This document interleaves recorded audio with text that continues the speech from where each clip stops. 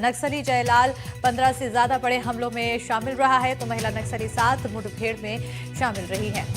पुरुष नक्सली पर 25 लाख का था इनाम, महिला नक्सली पर 8 लाख का इनाम घोषित था। बड़ी जानकारी आपको सुकमा से दे रहे हैं, जहां पर टॉप 2 नक्सलियों ने सरेंडर किया। आंध्र प्रदेश के आलूरी सीताराम राजू जिले में सरेंडर किया है तो नक्सली जयलाल और पत्नी मडवी गंगी उर्फ भीमे ने सरेंडर किया है। नक्सली जयलाल 15 से ज्यादा बड़े हमलों में शामिल रहा तो महिला नक्सली 7 मुठभेड़ों में शामिल रही है। बड़ी जानकारी आपको नक्सलियों से जुड़ी हुई, यहाँ पर एक बार फिर सरेंडर देखने को मिला है। इसी पर ज्यादा जानकारी के साथ सहयोगी सलीम शेख फोन लाइन पर जुड़ चुके हैं। सलीम, आखिर और क्या कुछ जानकारी? जी, एक बड़ी सफलता के रूप में इसे देखा जा रहा है क्योंकि जयलाल और भीमे दोनों दंपति लंबे समय से माओवादियों के लिए काम कर रहे थे और इनका एक आतंक का पैर इस सुकमा जिले और दक्षिण बस्तर में देखने को रहा है और लंबे समय से रहे हैं। तो इनका जो संगठन में जो बड़ा पद के रूप में भी था और ये बड़ी घटनाओं में शामिल रहे हैं।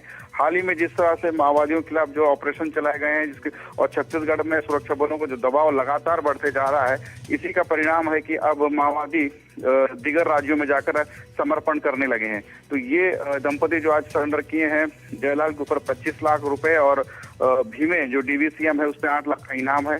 अल्लूरी सीताराम राजू के पुलिस अधीक्षक और सुकमा एडिशनल एसपी रोहित शाह के सामने इन्होंने समर्पण कर दिया है और पुलिस को बड़ी जानकारियां भी मिली हैं संगठन को लेकर, किस तरह से संगठन अब बिखराव की दिशा में आगे बढ़ रहा है और जो नक्सली अभी भी जो संगठन में बचे हुए हैं उन्हें किस तरह से क्या मूवमेंट है उसकी जानकारियां भी मिली है। अहम जानकारियां मिलने की जानकारी दी जा रही है।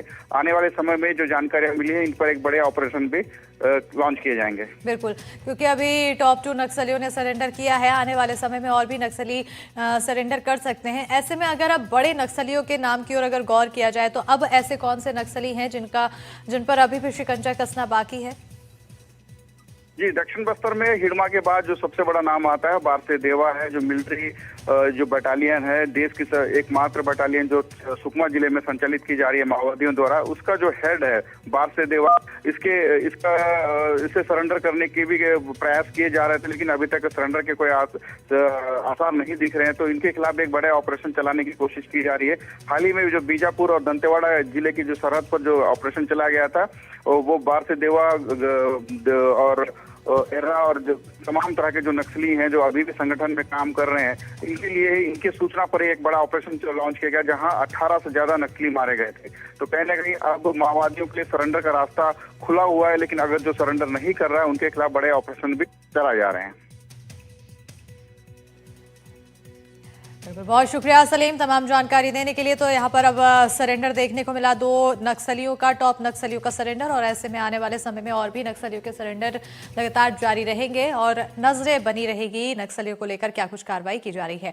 खबरों में आगे बढ़ेंगे। बालोद में सिम फर्जीवाड़े का खुलासा हुआ है तो दुकानदार ने जारी किए 142 फर्जी सिम, फर्जी पहचान से सिम एक्टिवेशन की पुष्टि हुई है तो पुलिस ने आरोपी पर दर्ज किया है मामला। साइबर सेल ने नंबरों की जांच शुरू की है। तो बड़ी जानकारी आपको बालोद से दे रहे हैं, जहां सिम फर्जीवाड़े का खुलासा हुआ तो दुकानदार ने 142 फर्जी सिम बताते चले कि जारी किए हैं और फर्जी पहचान से सिम एक्टिवेशन की पुष्टि हुई है।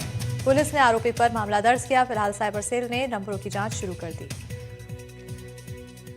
लगातार साइबर अपराध में पीओएस सेंटर की संलिप्तता भी सामने आती रही है।